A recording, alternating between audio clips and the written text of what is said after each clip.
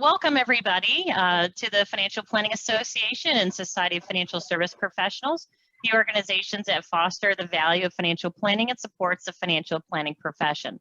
Today's program, College and the Financial Challenges, carries 1 credit hour for New York State Insurance, CFP, and CPA. So again, thank you for joining us today. Now our presenter, Paul Celuch of College Assistance Plus. He will be teaching us all about the nuances of college planning, especially with COVID. So Paul, feel free to share a little bit about yourself and take it away. Oh, and before I pass it over, if you have questions, please enter those in the chat field, as I'll be interrupting Paul along the way to answer those questions. Thanks, Jamie. Go ahead. Yep. Good morning, everyone. Thanks for inviting me in. It's always a pleasure. Let me tell you a little bit about my background, how I started the company. I was a vice president for IBM, executive vice president for Rochester Telephone. And in 2004, I said to my wife, you know, I don't want to do this anymore. I want to do something on my own. And my vision was that I would, I live in Honey Falls, and I would help maybe 40 or 50 families a year. Well, once I got started, long story, but I had 36 franchises throughout the United States. We've helped over 7,000 families now, and I'll take you through the process of what we used. I don't know. Before COVID, I spoke all over the country, and I haven't met anybody that does what we do. So I'll take you through the detail of how we approach college. As you guys know, it's a huge investment for most people. But just let me tease your interest by reading something that I put together yesterday. In the last 45 days, our team has written 87 appeals to 63 different colleges. This is appeals for more scholarships. With a positive result from 79 appeals, we are still awaiting responses from 4 of the 87. Thus far, our average successful appeal has generated an additional $4,746 annually, ranging from a high of $14,790 additional a year to $2,750. If you multiply that times 4 times, we've saved our clients an additional $1.5 million in scholarship, in additional scholarships or grants. So we're very, very good at this. We use a defined process with a lot of information that we've accumulated over 17 years. I have a team. They're all working remotely now, but my average employee has been with me 7 or 8 years. So we're very, very good at this. So I'll take you through what we do. I hope you have some questions. But just let me reiterate again about the appeals process. Most people, if you've experienced college for yourself or your children, or you have clients who are in this now, they think the game is over at May 1st. Colleges pick an arbitrary date to say, okay, we're going to make a decision May 1st, where you're going to go, and that's the game. But that's for us when the game really starts, because in May, June, July, and a little bit of August, the colleges call that the summer melt, M-E-L-T, and that's when they lose students. So they plan on, you know, the 2,000 students coming, and all of a sudden kids start saying, I decided to go someplace else. That creates a great landscape for us to do appeals. So just like this initial appeal process I mentioned, we'll probably write another 200 appeals in the next 3 months, and we'll save an additional couple $1 million. So if you have any clients who have kids in college, by the way, you're worth more to a college once you succeed academically. Most people think once your son or daughter goes there, the game's over. But we've really discovered that we're very efficient at getting more money from colleges for our clients. So if you have anybody in that boat, have them call us and we'd be glad to help them. It's a very modest fee, and the team is really good at this. So let me just go on. One more thing about how I started. So my oldest son went to Messiah College, and I gave him a few bucks and they put me on the board, and I was the only business member on the board. The first meeting I went to, this has been 1988, the president said, Paul, this is your first meeting. Our only agenda item tonight is whether we should put in a $950,000 waveless swimming pool. Jamie was talking about swimming pools before. I'd never heard of a waveless swimming pool. So I said, you know, I'm the only business person on the board. Everybody else is academic or government. I said, President Phipps, why are we putting in a $1 million swimming pool? What are we trying to do? Raise Olympic swimmers? And this is what she said. No, we're trying to stay up with Lehigh, Gettysburg, Susquehanna, Bucknell, And that's when the light went on for me. You know, you talk about an aha moment. I said, these people are totally out of touch with what parents are struggling with to pay for college. And this is when Messiah was 17 grand a year. Now it's 58,000. So that was the germ of the me starting the business. I said, you know what? There's a better way to do this. High schools and guidance counselors don't help you through it. most of them are on kind of the college side. I want to be a consumer advocate. So that's how we started. So when back then, 2004, there was $260 billion in student loans. Today, there's 1.7 trillion. But I did some research over the weekend, and it looks like we'll end this year, 2021, at $2 trillion in student loans. It's just horrific. And I know we're in the mode now in this country of talking about trillions and trillions of dollars in debt, but this is debt that has to be paid back. You can't get away from it. And I'll share some stories about that. So let me just share one more story about college debt. You may have read a couple of weeks ago, U of R just raised their price to $79.80 a year, room, board, and tuition, $79.80. When I started this business, U of R was 32 grand a year. So that's how much it's grown in 17 years. And the reason it grows like that is because nobody looks at the debt as real money. I mean, people have to pay this back, and I'll share a couple of stories with you about that. So I know a lot of people at the U of R, and I called up and I said, you know, to my buddy there, he's on the treasurer's staff. I said, how could you, this is the worst economy we've ever had. How could you have the chutzpah to raise your prices 1.7% in a terrible economy? And he said, and he laughed and he said, well, we raised our financial aid 3.6%. And I said, Andy, that's loans. And he laughed. So colleges call loans financial aid. And nobody on this call is naive enough to call your mortgage financial aid, but colleges have spun that story very well. So you guys know it's one of the biggest decisions you'll make. I mean, if you have multiple kids, I mean, it's like buying a couple houses. So it's really important to understand what you're doing. This is what, a similar situation is today. Cornell is almost 300,000 a year, same with Syracuse.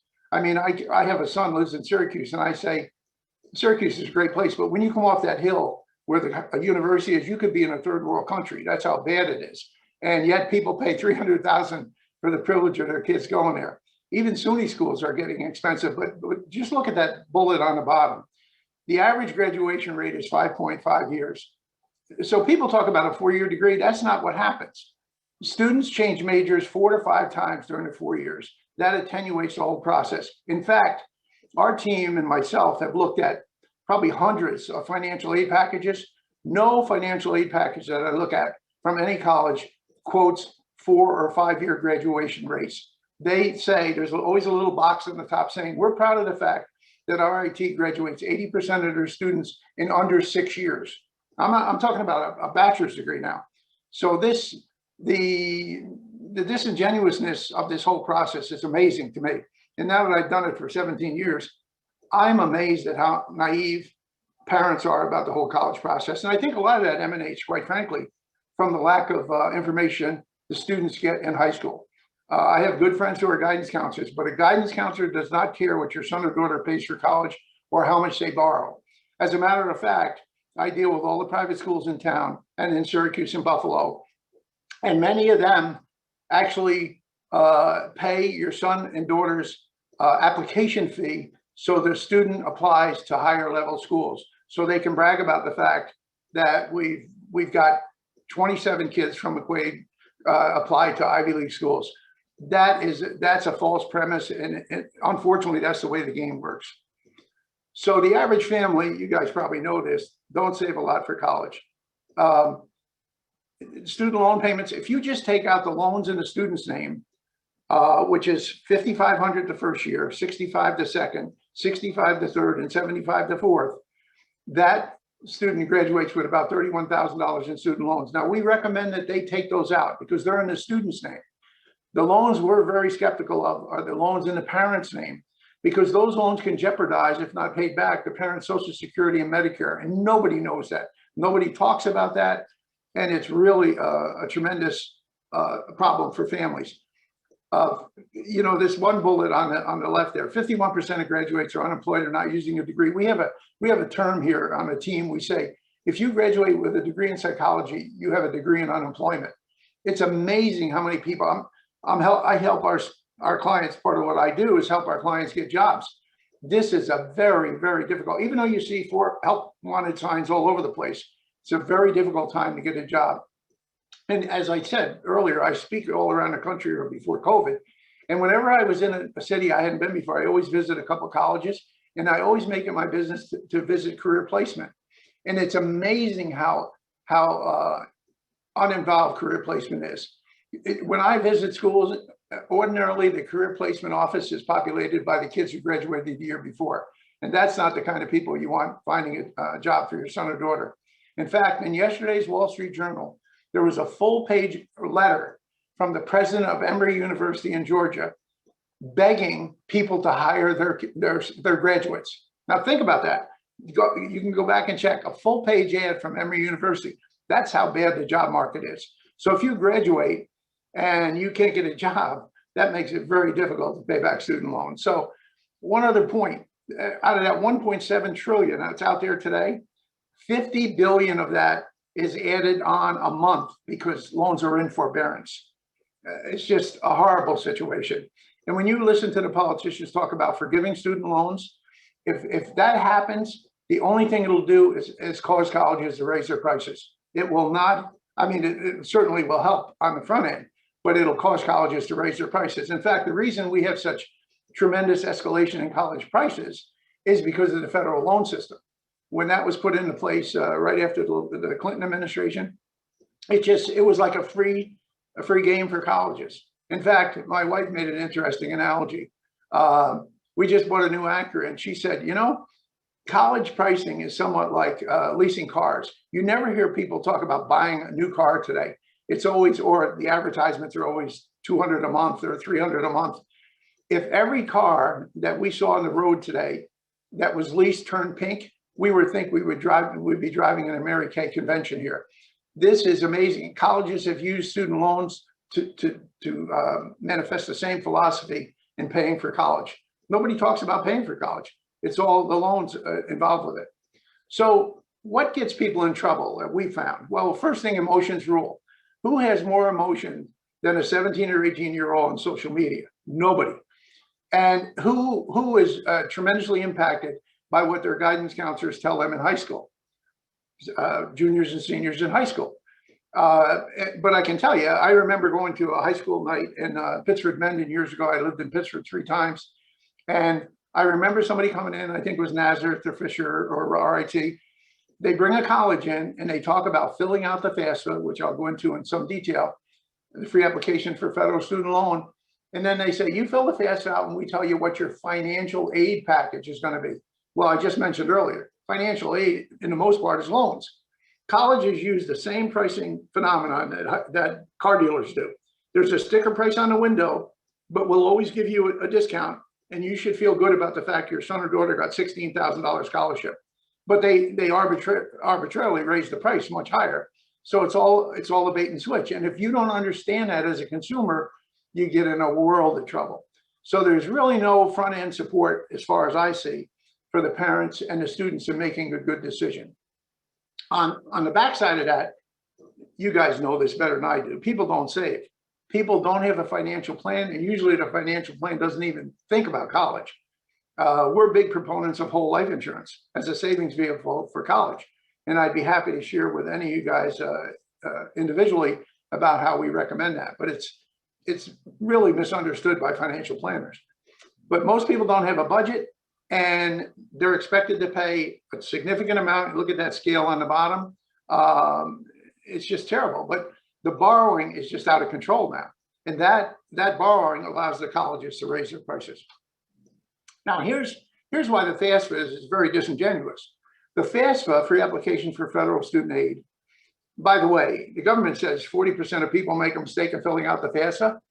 I think, and our team has discovered, it's more like 70%. In fact, the first thing we do when we do an appeal, we analyze the family's financial submissions. And probably 80 or 90% of the time, they've made some huge mistakes. I had a gentleman the other day who we saved $14,000 a year in additional scholarships a year at RIT. He had put down his 401k as part of his FAFSA. So the FAFSA asks for your cash savings and discretionary monies. He put his 401k in there. By removing that, we dramatically changed his expected family contribution, which is another misnomer. If I said to anybody on this call, what do you think the words expected family contribution mean? You'd say how much the family is expected to contribute. That's not what it is. You always pay more than that.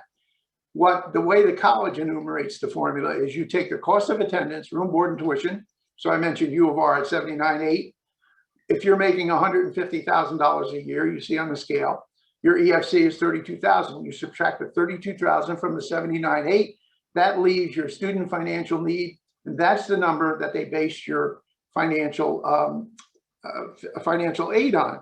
Now, the problem with that is, well, there's a couple of problems. First of all, if you're making $150,000 a year, which we probably all have done, you don't have $32,000 discretionary left over every year. So that's a real problem. But the other problem is, if financial aid in the main is made up of loans, that's not really financial aid, but that's people look at their financial aid package. And again, I've been dealing with this for 17 years. People cannot interpret the financial aid package.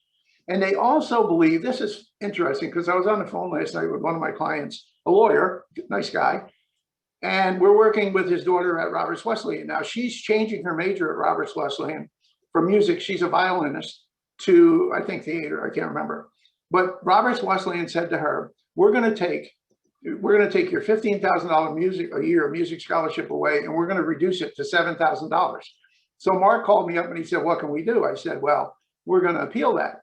And so I'm creating an appeal today. And he called me this morning before this the call started, and he said, I was talking to my daughter. She's really worried. Now think about this from a 17 or 18 or 19-year-old's perspective. She's really worried about going back to Roberts and contesting what they've done to her, because she's afraid they'll treat her unfairly. That sounds like naivete, but I can tell you I've had that conversation with parents, grandparents, students. Everybody thinks the college is in the driver's seat. The minute you do that, you've lost your consumer advocacy position. And that's why we're so successful, because we don't feel that way. We know we have 2,300 schools in our database. I can tell you, when your students as a sophomore, based on your adjusted gross income as a family, what schools he or she should look at. And of course, what major they're looking at. And we're not big proponents of Ivy League schools.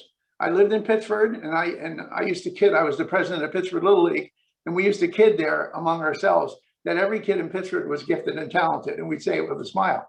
But every student's gifted and talented. I mean, just because you live in Pittsford, it has no bearing on that. But I can tell you, people are so out of touch with reality when it comes to colleges. If you let the colleges drive the decision, you're behind the 8 ball. And that's where our team really comes into play and puts it in perspective. So what we do, we get out in front of the process and we say, listen, your son wants to be a doctor? Great. Don't spend a lot of money on undergrad, because that's not going to mean anything. The real power comes from his grad school. So let's minimize loans in undergrad, get him into a great medical school, and that's the degree he's going to hang on the wall. Nobody hangs your undergrad degree on the wall. So we look at this from a totally different perspective. And I can tell you, we're very successful doing this. Our whole goal is to get your son or daughter the degree they want for the least amount of outlay possible, and get a job afterwards. And that's the name of the game. In fact, I mentioned earlier how a lot of the private schools and the public schools too talk about, you're really smart, you ought to go to an Ivy League school. Well, when I was at IBM, I ran sales and marketing for the copier division. I never gave any credence to where you went to school. In fact, the only time in 17 years at IBM I ever got a call from a senior executive, a senior VP called me up and said, I was running the IBM branch in the World Trade Center, the old World Trade Center. He said to me, I'm sending a young man over, and he went to Brown, and I want you to take a look at him. And I said, well, Mr. Van Dyke, I don't have any openings. There was a hiring freeze on. He said, well, you don't understand, Paul. He went to Brown where I went. I want you to take a hard look at him. And if you like him, hire him. Well, what was I going to do? I hired the kid. He's the biggest dud I've ever hired. He was gone in 6 months. I don't place any credence in where you go to school. What I really care about is your ability to communicate and your work ethic. And more employers, vis-a-vis that Wall Street Journal article from Emory University, more and more employers are looking at that hard. It's not where you go to school. I'm just 17 years of this has proven that to me. So the FAFSA is critical. And I can tell you, if you don't do your own taxes, you probably shouldn't do your own FAFSA. Let me just put it that way. There's so many nuances to the FAFSA. People make mistakes on everything, but the biggest is retirement accounts and current value of assets. Let me give you a couple of examples of that. A couple of years ago, I was doing a FAFSA for some woman, and she said to me, "Well, we have one of the things the FAFSA asks for is non-residential real estate." And she said, "Well, I own these were her words. I own a piece of land in Rushville overlooking Canandaigua Lake. It's probably worth $2 million." So I said to her, "Well, how did you come up with that number?" She said, "Well, obviously you can see Canandaigua Lake from there." So I said, "Well, go get me a market appraisal and let me see what it is." Well, the market appraisal came back. Her share was worth $15,000. She owned it with her 5 brothers. It was a farm. It was there was no access to it, just farmland. And so if we put down $2 million, that would have dramatically changed her perspective on what her expected family contribution was. So you really need to scrutinize what people are talking about. One other Pittsburgh story. I was doing a CSS profile, which I'm going to get to in a second. That's the Ivy League and the higher level schools, more expensive schools ask for the CSS profile. U of R does, Syracuse does. And that takes into account how much your home is worth, what equity you have in your home.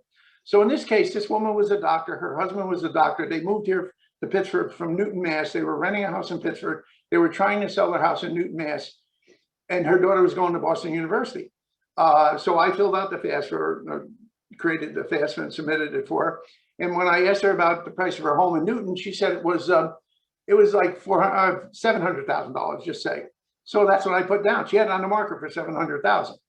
And so she called me a couple of days later. Her name was Debbie, and she said, "Paul, BU called, Boston University called and said, we made a mistake on the CSS profile." I said, "Oh, what was the mistake?"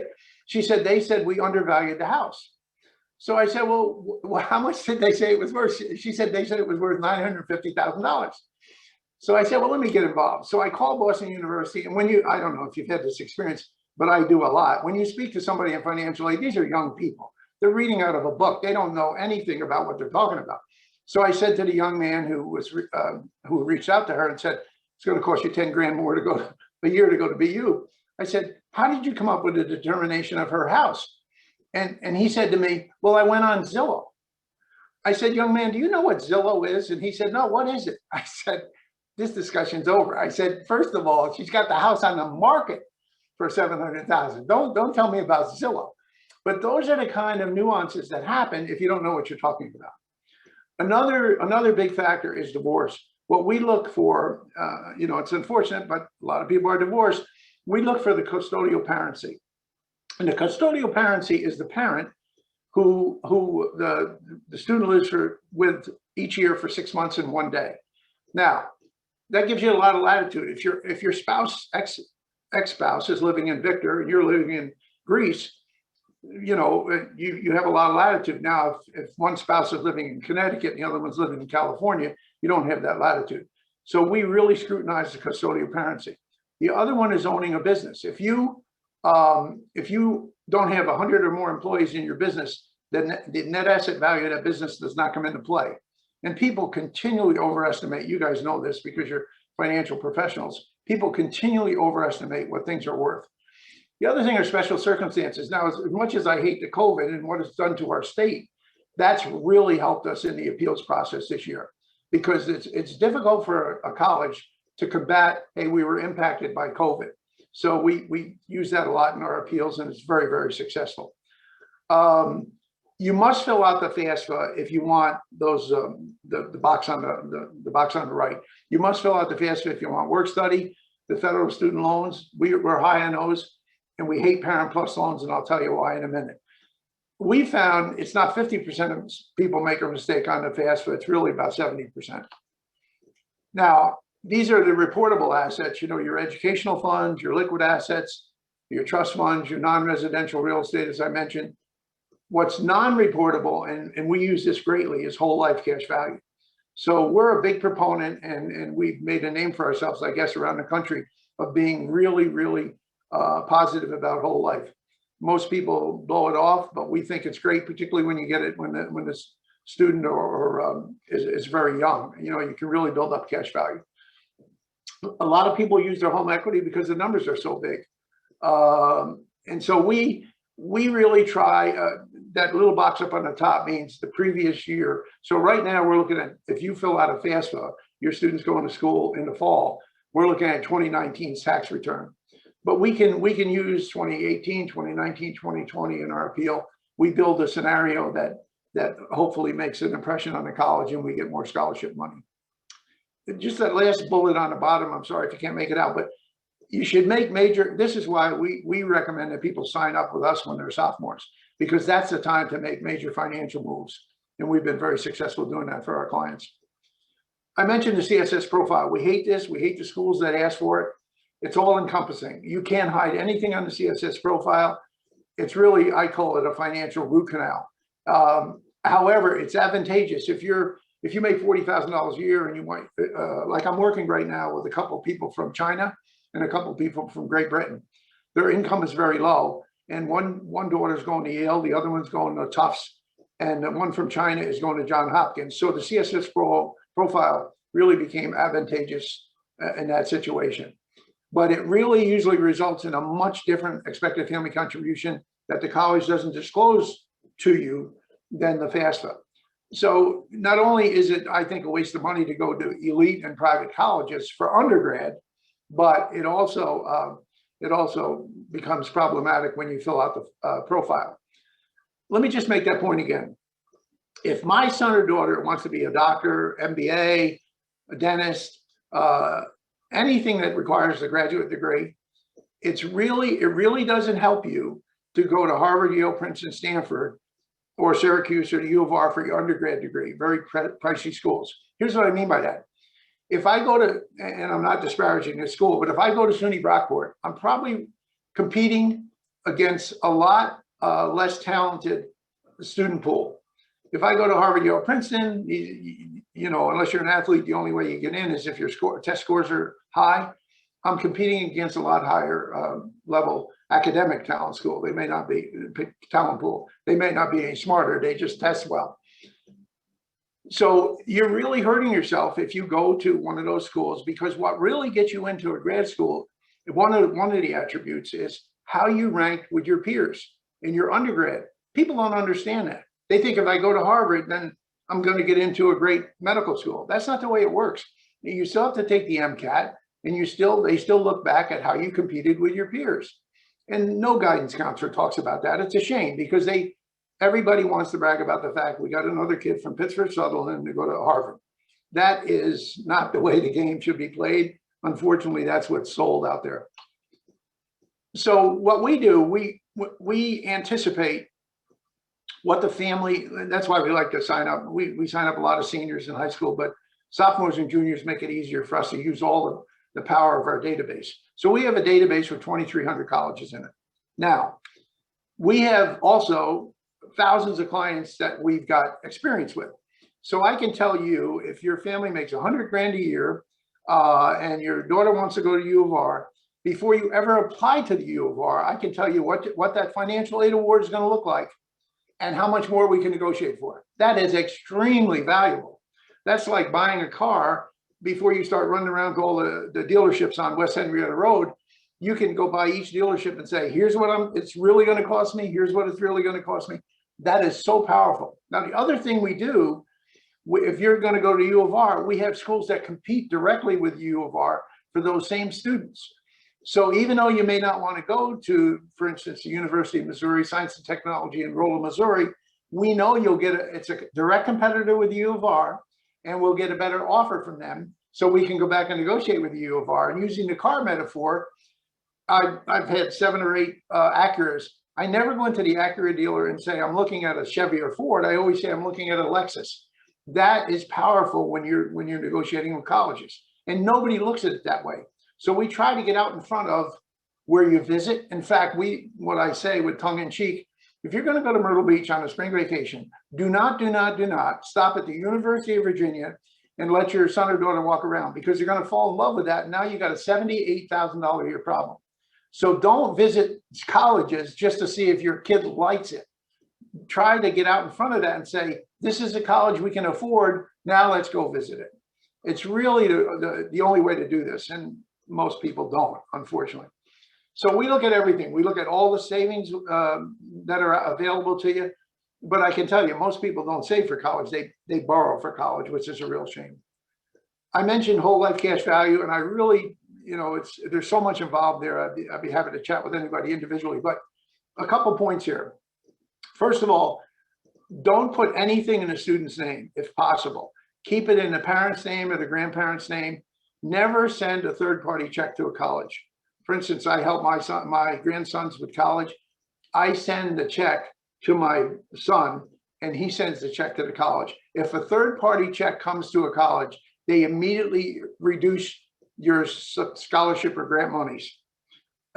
Same holds true for when you go to commencements, high school commencements, which we haven't had in a couple of years. But when we used to, they give out the Rotary Club scholarship, the fire department scholarship. If you can, make sure those checks come to you as a family, and then you can put that into your college mix.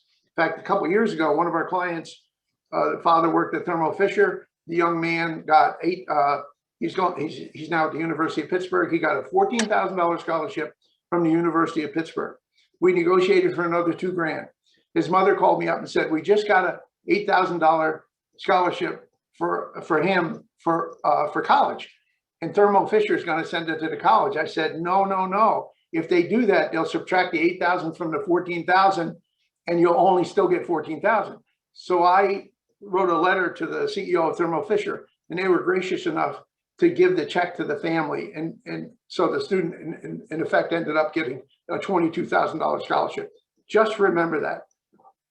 That's really important. And most people aren't aware of that.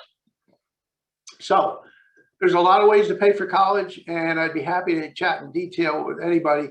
GoFundMe, I'm not sure if that works for anybody, but who knows? Just one last point about that last bullet, outside scholarships. I get calls all the time saying, can you help us with scholarships? Yes, we do that. But the average outside scholarship is $250. It's nothing. And if it goes right to the school, it almost is a negative, it's almost like a sum net gain or a zero-sum gain. So what you should do is the real money, understand, comes because this college wants that student. It's just like a car dealer. That's the way why our negotiation is so powerful. What we say is there's a couple things. First of all, save early and budget. But sometimes it's like spitting in the wind with that one. And usually we get families with multiple kids and it's too late. So what we do is we look at what happens in the sophomore year.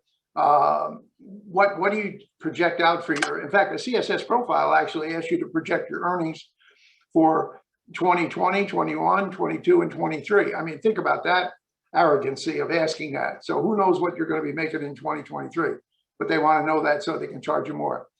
Make sure you attribute your educational funds appropriately. Avoid the CSS profile schools. Don't make any mistakes on the FAFSA. Correctly interpret financial aid packages. Don't fall prey to the fact that my son or daughter just got $80,000 at a school, but $52,000 are loans. That's not a financial aid award. Think about college as a major consumer purchase. It is, and you've got to use good consumer purchase principles. And then we have a whole team of people that work on loans.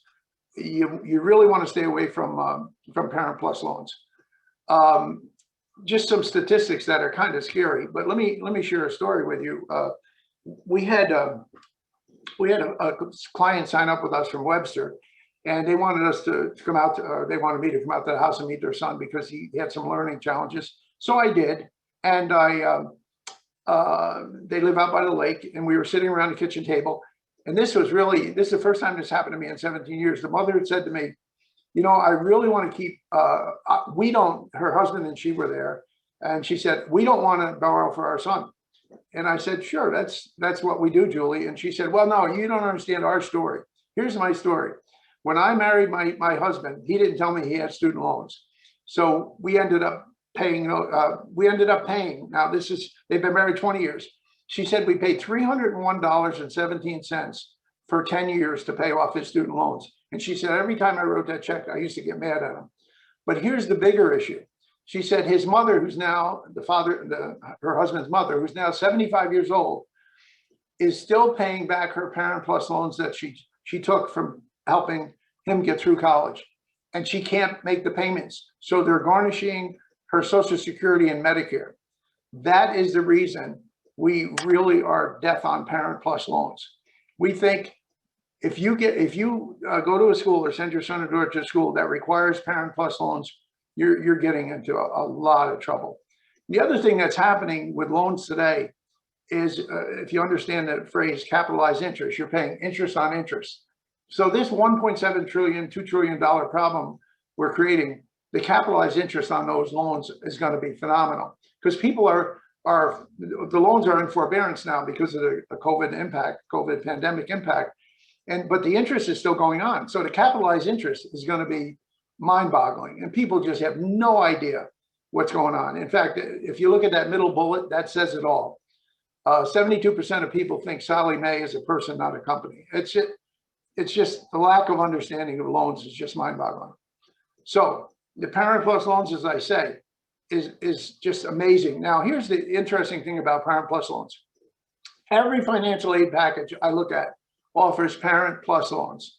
The PLUS, Parent Loan for Undergraduate Studies. It's the only refinancing that you can get that's without the student's name. So the student can only borrow $31,000 over 4 years. Beyond that, a parent has to co-sign, or a grandparent. There's always a hidden 4.2% origination fee that the college gets and never discloses. I don't know how they get away with that, particularly in New York State, where we're a truth in lending state.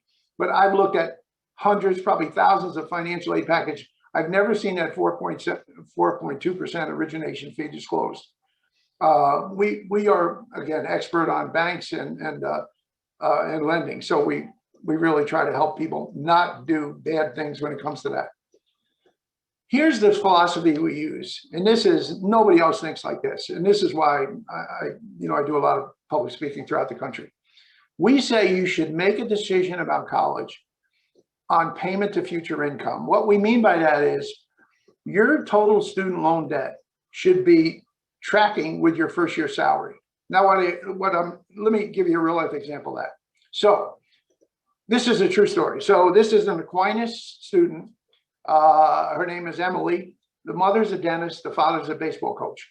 They are divorced, but it's very amicable. So they were sitting around my table. This is 3 years ago. And we were talking about payment to future income. Now, what we do for every one of our clients, we say, and she wanted to be a public school teacher in New York State. So we said, Emily, you're going to make $45,000 a year. Her number one first choice school was University of Vermont. If she went there, she would pay back $1,609 a month for 10 years. And we lay it all out for the student in a budget. Now, nobody ever does this, and it's probably, parents have told me, this is the first time we ever talked to this level of detail financially with our son or daughter. So we lay out, after you graduate, you're gonna have a car payment, you're gonna pay for rent, you're gonna have insurance, you're gonna pay for your cell phone, everything, with food. So I'm having this discussion around a table, and I'm saying, and we had another school that we selected for her, SUNY New Paltz, where if she went there, she would pay back $600 a month for 10 years. And we said, you're going to start at 45 grand a year. And if you go to UVM, which was her number one school, she was a skier, you're going to have like $30 a month left over to live on. And it just doesn't work. And she started crying.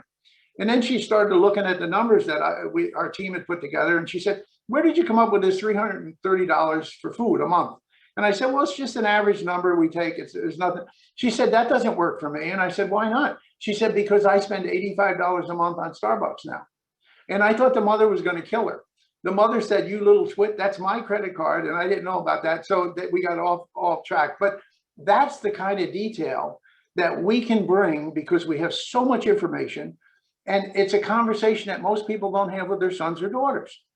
And because of that, we stopped this young lady from making a horrendous financial mistake.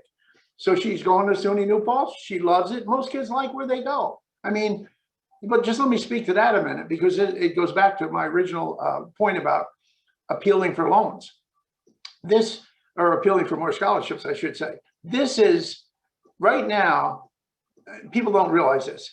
The students colleges are looking at that incoming freshman class as almost malleable. They're saying, wow, we hope we get them all. So if you got 3,000 kids coming in, they hope 3,000 kids show up, but that's not what happens. There's a 20% melt factor, MELT, during May, June, July, and a little bit of August. The other thing that happens is once you go to college, there's a huge dropout rate between your first year and your second year. So we go back and appeal that after that first year. We don't fall prey to, I hope they don't kick my daughter or son out. That's not on our radar screen. So by understanding that whole process of payment to future income and understanding the way the college looks at your son or daughter, it makes us tremendous consumer advocates. I mean, we're just so successful at doing this. I can't believe it. Because nobody else looks at it this way. Everybody gets emotional about college. So after graduation, I get very involved with trying to help the students find jobs. And this is really, I must have 30 resumes on my credenza right now. This is a very difficult time to find jobs. And it was reinforced for me by that Emory University letter that I referred to yesterday in the Wall Street Journal. They're just not, I mean, there's a lot of jobs out there, but kids, young people think because I have a bachelor's degree, I need to start at 100 grand a year. That just doesn't happen. In fact, RIT now has suspended their co-op program because they can't place students in the co-op program. It's really a problem. So every situation is different. Every financing is different, but we think that financing college is almost important as the college you go to. And nobody looks at it that way, but we certainly look at it that way. And we always try, we have a financing mechanism now that we developed with a bank in California, where if a parent has to co-sign for the loan in the freshman year and sophomore year, if the students in the same major doing A or B work, we can get that co-signing removed in the junior and senior year, which is a huge advantage. We're the only ones offer that I know of. You've probably heard about the Excelsior Scholarship. You've probably heard about our governor. His name is Andrew Cuomo, and they're going to create a lot of infrastructure money that they're going to spend. I hope they spend some of it on the Excelsior Scholarship. That helps people, families who make less than $125,000 a year. You can go to a SUNY school tuition free for 4 years. It's a great program. We love it, but a lot of people don't even think about it, and it's wonderful. And they suspended it last year, but I hope they reinstate it this year. We do a lot with college athletes, but interestingly enough, out of the thousands of people we've helped, we've only had 3 Division I full rides. A football player from Aquinas, a swimmer from Baldwinsville, and a soccer player from Penfield.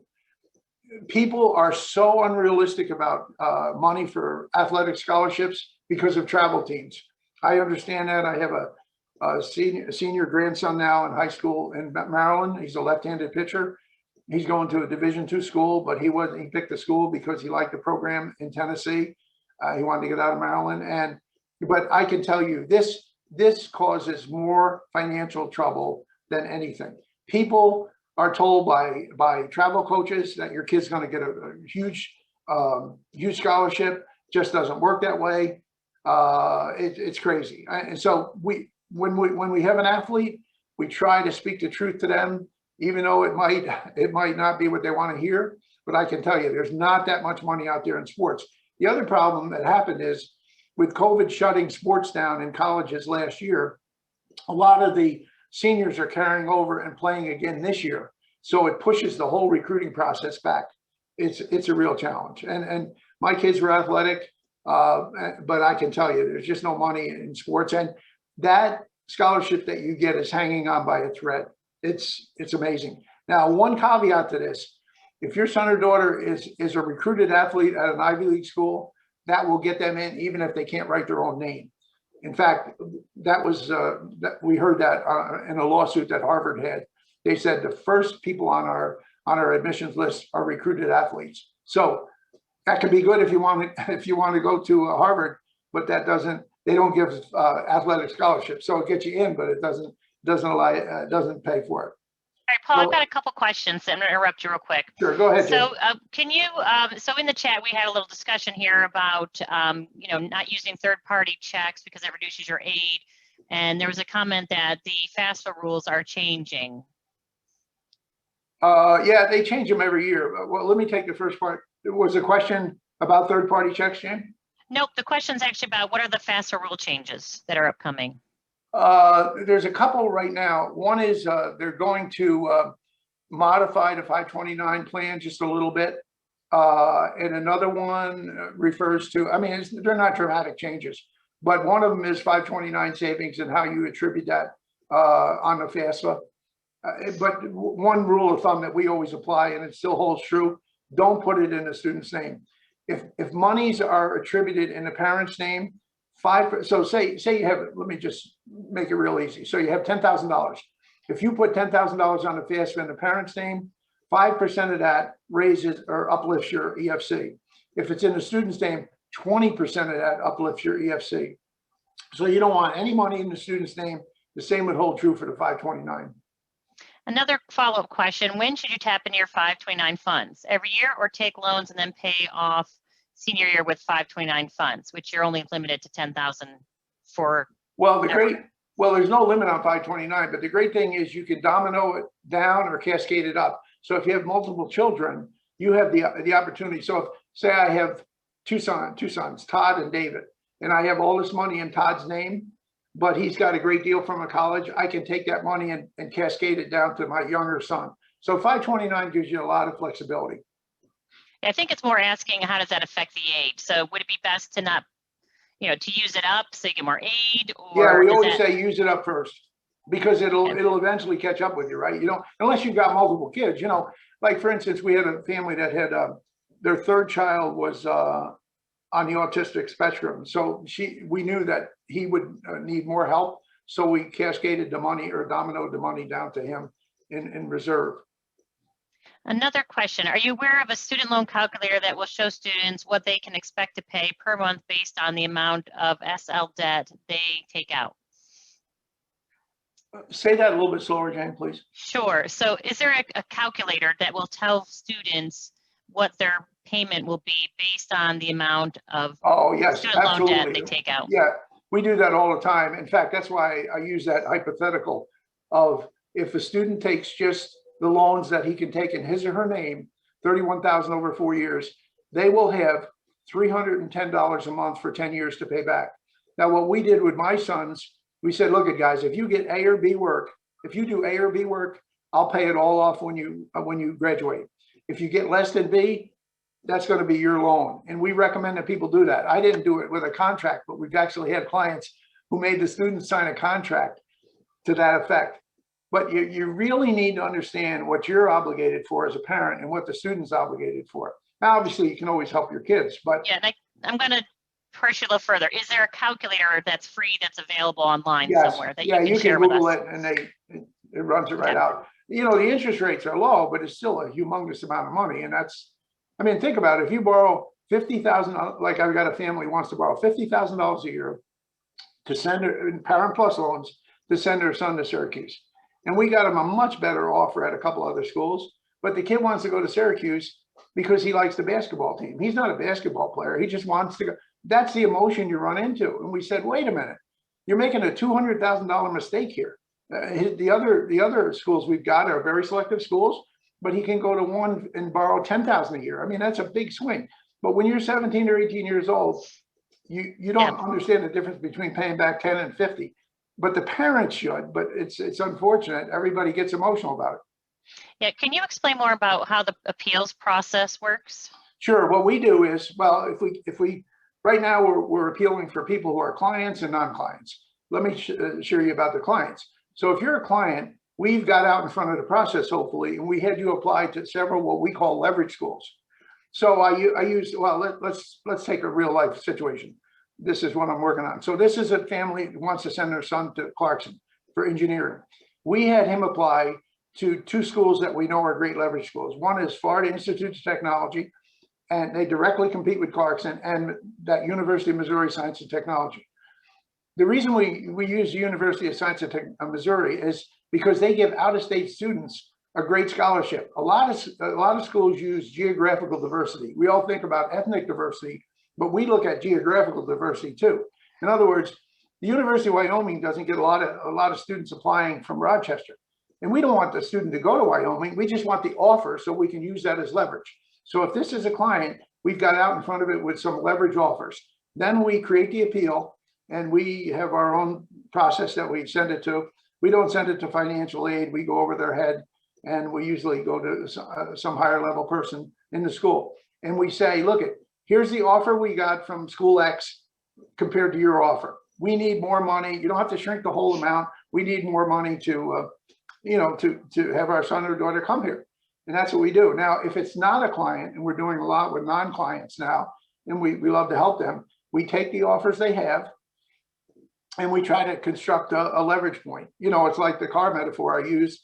You can't go back with a Chevy if you're buying a Lexus.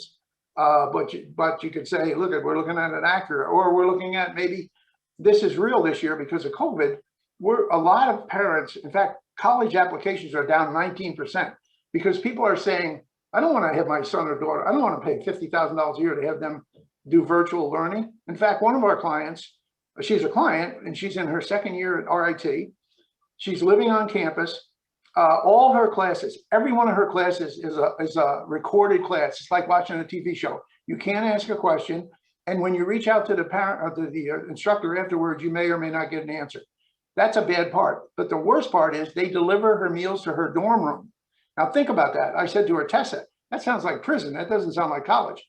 And the college hasn't offered any kind of rebate on that. So a lot of parents are saying until they get their act together, because every college is going to be testing intensely because they don't want an outbreak. Maybe I'll go to community college for a year. Maybe I'll commute for a year, whatever. So colleges applications are down 19%. That's why one of the reasons we've been so successful with our appeals.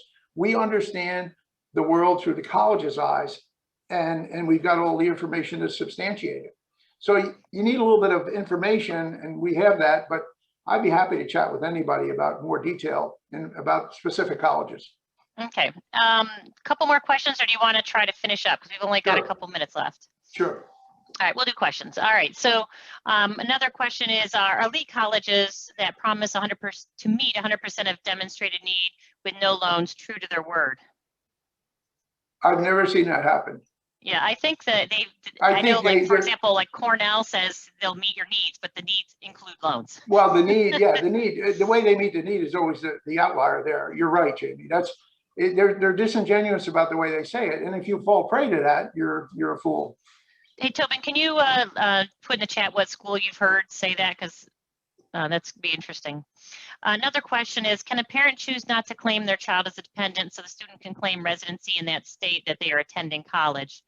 The only way a student can be independent is grad school or 24 years of age or older.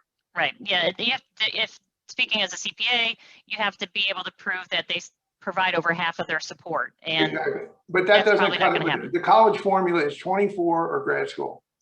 Yep. And so then they could qualify for the AOTC and lifetime learning credit. Right.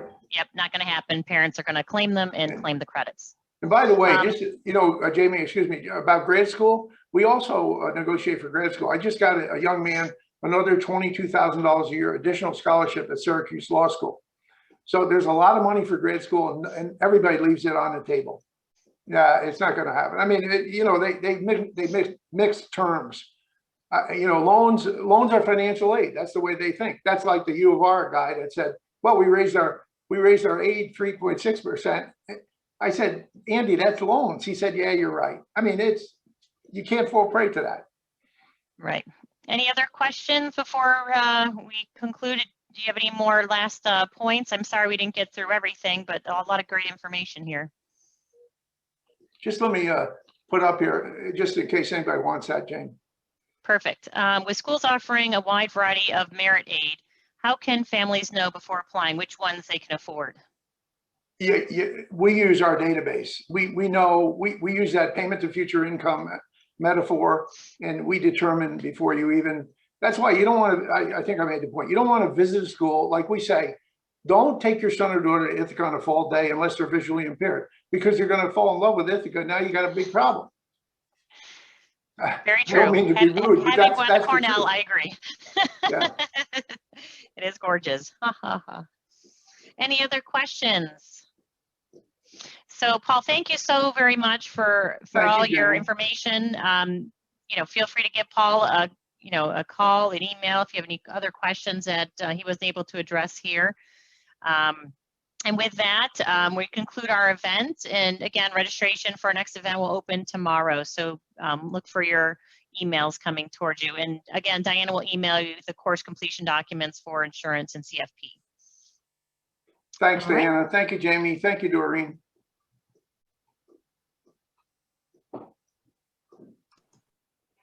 Oh, and Kathy says, she's just putting a plug that they do a great job. Yep, we have clients that use the service as advertised. Thank you. Thank you. We always appreciate that. Have a great day, guys. Thanks, Paul. All right, and for the FPA and society members, I think we've got a different link that we go on to for our board meeting. And we'll see everybody there. All right, everybody stay safe, and hopefully soon we'll be back in person. Let's hope. Bye-bye. Bye-bye.